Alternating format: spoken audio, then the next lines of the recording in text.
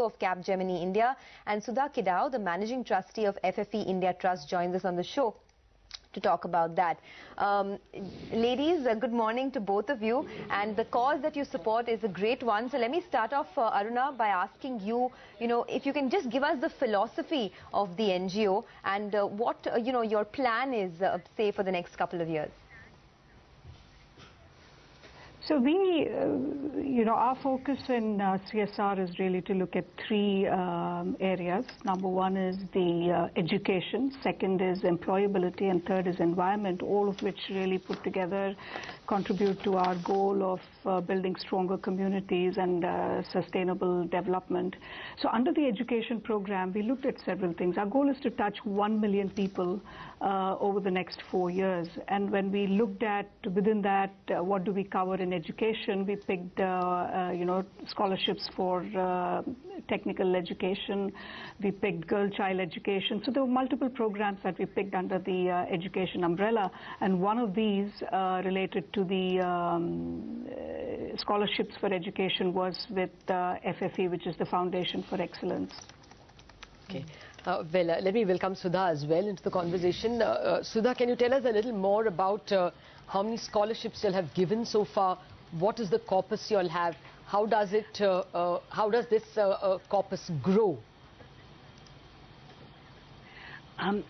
So the Foundation for Excellence has been in existence for about 21 years, and we have supported over 14,000 students in the last 21 years.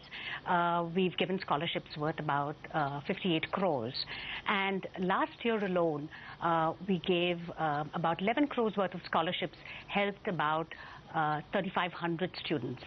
So the way we work is that we look to the community to support us. So these are students who are getting merit and means scholarships. They qualify because they're very bright and they come from financially disadvantaged backgrounds. And the biggest support for us has been individuals and a lot of MNCs. For example, CapGemini is playing a very crucial role.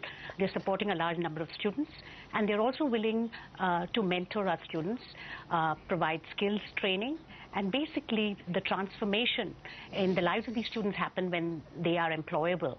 And so that is our goal as well from the foundation, not just be a scholarship providing organization, but actually look at outcomes and then bring about a transformation in the lives of not just students, but their families, their communities, and the students become then role models for other students as well.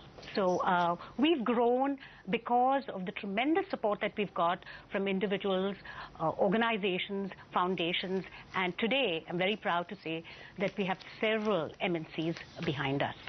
Well, that's great to hear, Sudha. But how do you decide the criteria? What is the criteria for deciding how financially backward these children are? Because, to get a scholarship, a lot of these numbers could be fudged as well. Exactly. So we have a very well-defined model. Students today can do a Google search for a scholarship in engineering or medicine, which is our area of focus. And we have an application form that they can fill online, which clearly asks them specific questions. One is what they merit, what are their marks in the CET exams or the JEE mains, and we have clear-cut ranks by which they qualify, and we have a merit criteria. Now, the way the economic background is verified is through our large base of volunteers.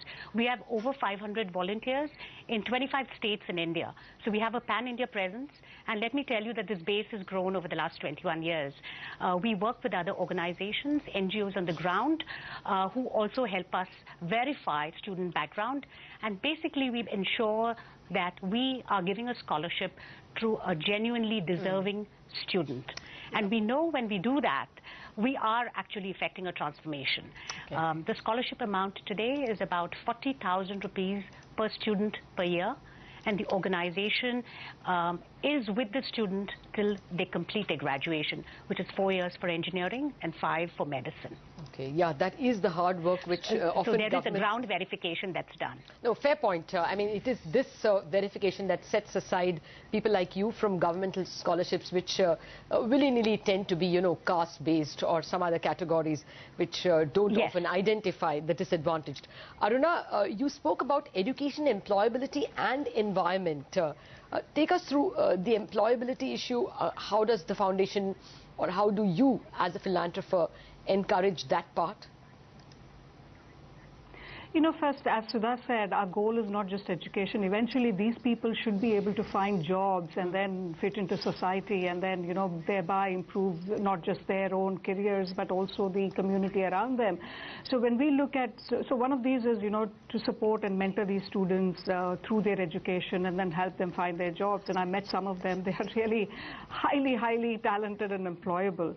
Now, besides that, what we do in the employability program is to really start to look at, it's not just technical education or like engineering or medicine or anything like that. So we also look, for example, we are sponsoring a nurses college where they will take, you know, 200 nurses and then help them through 1 year of training and then help them become, you know, find jobs in hospitals.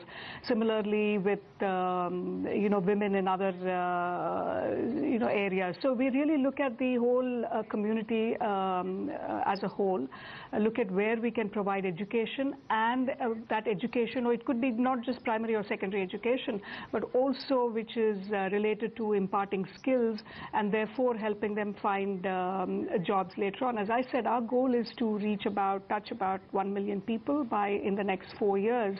And out of that, I think we will look at 500,000 of them being in the employable category. Okay, Sudha, you know, the whole idea of inviting Yes. you and Aruna here, as we will be doing several other philanthropists, is to give our viewers an opportunity to participate if they wish. How do they contribute if they wish to? So I think any individual who would like to contribute. Yeah, go ahead, Sudha. We'll come to Aruna in a minute. So one of the things I wanted to say is we have promoted the giving among our students. So every student who is supported by the organization actually undertakes a pledge to support the education of at least 2 students through the foundation whenever they are able. So we're planting the seeds of giving, hopefully when they're students, and it will stay with them throughout their lives. And this makes FFE, the Foundation for Excellence, a self-sustaining organization. I think that sets us apart from a lot of others. But in terms of giving, I think there's no better time to give than today. You know, you can go onto our website and make a contribution of any amount. You can also choose to adopt a student. And when you do that, you are pledging to actually sustain your donation for the next 4 years or 5 years, where a student is matched to the donor. And it's called the Adoptive Scholar Program, which is very popular. And there's an opportunity for individuals, foundations, MNCs to meet all of the scholars they support. We enable meetings, we facilitate engagements with students, mentoring opportunities, soft skills training, lots of ways in which you could help the Foundation for Excellence. It's just not through monetary means. Okay. So, Aruna, you were saying something? I was saying that it's easy to give money, and I think that's the easiest part of giving. But the more difficult part is to really spend time and commit to really getting good outcomes. And I think that's what we would encourage. We encourage all our employees to do that. And if there's anybody even outside of CapGemini who says that, look, they want to participate along with us in a program for mentoring, we would actually welcome that, because there's so many schools that we work with and there are just not enough volunteers. So we would welcome a much wider engagement with the community around us as well, not just our employees. All right. Aruna, Sudha, thank you very much. I complete. Okay. Okay. You were saying something? Thank you. No, I think it's, but I was going to elaborate on the point that Aruna brought up, that we really need the communities to engage with programs, and it's the only way that everybody's life is enriched. And, you know, we can grow and bring about a transformation together. Okay. Thank you very much, Aruna and Sudha, for joining and for, of course, giving us leads the way in which both people at CNBC and viewers can contribute to the very good work that your foundation and other such foundations are doing. Thank you very much for joining us in the Joy of Giving week.